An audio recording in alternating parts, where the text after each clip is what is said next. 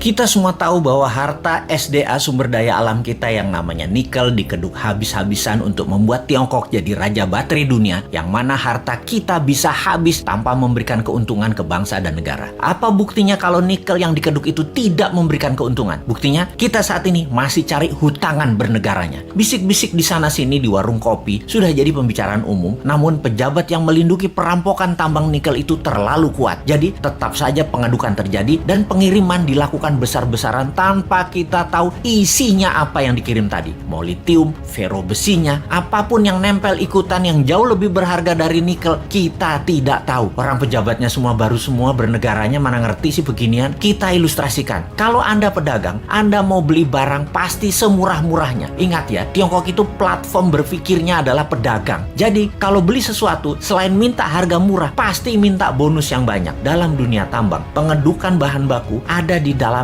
masih all in. Semuanya masih ada. Mulai dari barang berharga, katakanlah nikel, ada juga impuritiesnya atau barang yang tidak pure atau barang yang tidak murni atau barang yang tidak diperlukan seperti tanah dan lain sebagainya masih tercampur. Lalu dibersihkan, macam-macam cara pembersihannya. Ada di leaching, diproses, tujuannya untuk membuang barang yang tidak dibutuhkan. Katakanlah 75% terbuang, tinggallah 25%. Kalau dibawa 100% ke Tiongkok, yang 75% tadi adalah taiknya tambang yang nggak diperlukan. Taiknya mah tinggal di Indonesia aja. Makanya sekali lagi, taiknya dibuang di Indonesia aja. Kalau tadi dari 1 ton produksi tambang nikel ada 2% kandungannya. Setelah diproses tinggal 20%, nikelnya tetap 2%, tapi bukan dari 1 ton, dari 250 kilo. Nah, dalam 250 kilo ini ada fero juga, ada litium juga, ada macam-macam yang dibayar yang paling murah. Yang dibayar apanya? Nikelnya doang. Feronikel, nikel laterit, dan banyak lagi unsur logam dan mineral yang sudah disarikan tidak dibayar oleh Tiongkok. Kita asli bernegara ini bodoh memang. Dan penjajah perampok itu dikasih karpet merah lagi, dilindungi, dan tidak ada yang sadar. Kalau ada yang sadar, maka segerombolan buzzer pecinta cuan anti NKRI mulai memecah belah bangsa dan mencari sisi positif yang kecil dibesar-besarkan dari sisi bosnya, tapi mencari sisi buruk, pengkritisi tanpa solusi, dan diputer-puter beritanya agar rakyat tahu pengkritisi itu dosa. Apa yang terjadi kalau hal ini didiamkan dalam jangka pendek? Bukan dalam jangka panjang ya, pendek ya. Negara kita akan miskin, pejabatnya makin kaya, rakyat nambah lapar. Kita hanya mengingatkan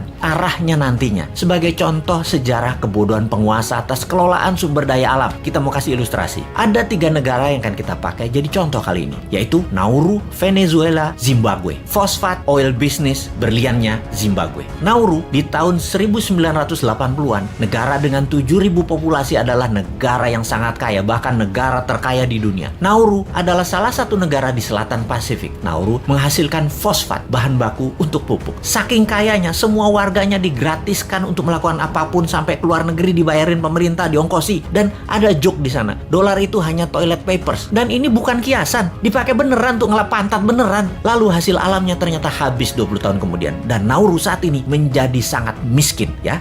Itulah cerita sederhananya. Venezuela dimanja dengan 95% minyak dan gasnya yang diekspor, membuat negara ini menjadi negara petrodolar. Begitu harga minyak anjlok dan uang hasil ekspor tadi hanya buat foya-foya, bukan untuk membangun sektor lain, Venezuela hyperinflasi dan menjadi negara miskin sekarang. Saat ini ketika harga minyak naik, Venezuela sudah tidak bisa produksi lagi dan tidak ada negara mau beli minyak dari Venezuela. Jadilah Venezuela negara paria, negara setengah gagal. Terakhir, Zimbabwe, penghasil berlian. Begitu tambang berlian habis, pecah perang saudara, ambyar negara Zimbabwe yang tadinya makmur dan menjadi salah satu negara termakmur di Afrika. Kesamaan ketiganya adalah tidak bisa mengelola sumber daya alam dengan baik, dijual murah, dikeduk asing, dilindungi pejabat yang berkuasa pada saat itu. Semoga kita bukan jadi negara yang keempat. Uang pinter semua kok pejabatnya, gak mungkin lah ditipu Tiongkok. Emangnya kayak bos men, bodoh beneran.